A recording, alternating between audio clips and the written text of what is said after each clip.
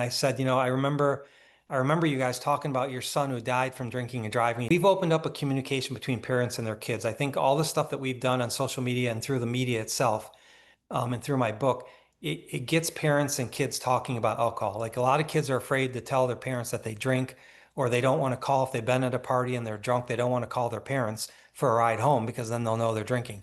But I think we're broaching that barrier where kids are feeling more comfortable now to talk to their parents or Brian's been like, you just have to be with us. I mean, there's so many thousands of comments and people that have contacted us, parents and kids who say, there's a lot of kids that will contact us through social media and say, I was at a party and I was starting to drink and I was having a few and then I was going to think about driving. And then I said, I remember you guys talking about your son who died from drinking and driving. He seemed like a really cool kid, a normal kid.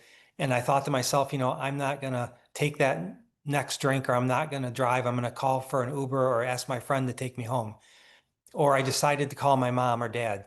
And so it's opened up a communication between kids and their parents. And also it's got kids thinking, because Brian is somebody they can recognize. Brian's like them, he was very much kind of all around kid and people can recognize Brian in themselves. And so they go to parties and they all, I mean, Brian's probably reached over 100, 200 million people around the world. And people know him now and they'll say, I'm not gonna, I remember that kid. I'm gonna call and get a ride.